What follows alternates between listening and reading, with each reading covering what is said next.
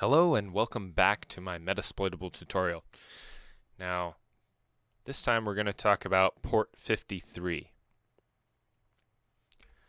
I have not figured out how to fully exploit this yet. I have an idea. I have a solution that I'm working on, but it's taking a bit of time. So for now, this video is going to be a placeholder for port 53.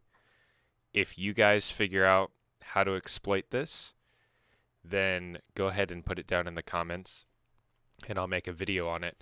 And if I figure it out completely, then I will re-upload a new video. But let me show you what I've got so far. Maybe it will help you figure it out. So if we go ahead and do a version scan on here, oops.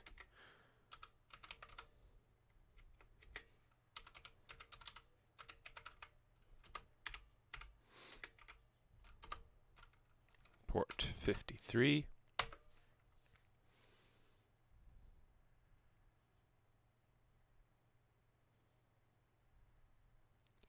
We can see that the service that's running on that port is ISC bind 9.4.2.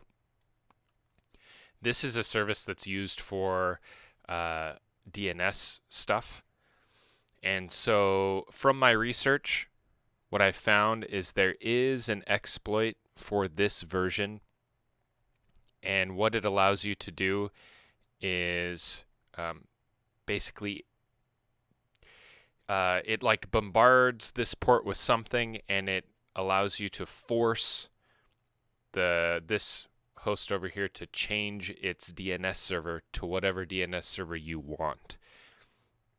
So my idea is that we can set up a DNS server that we control, either on this Kali machine or on another machine, and then change it around to where maybe it points back to a web server that we have. So we could use a tool to duplicate Facebook, for example, and then we force this machine to change its DNS server to one that we control. That DNS server then takes any requests from our Metasploitable machine for Facebook.com and redirects it to our Facebook.com.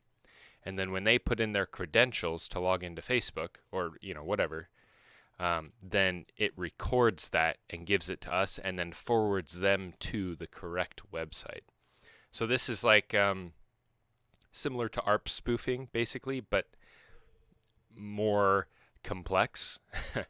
It's kind of a man-in-the-middle attack.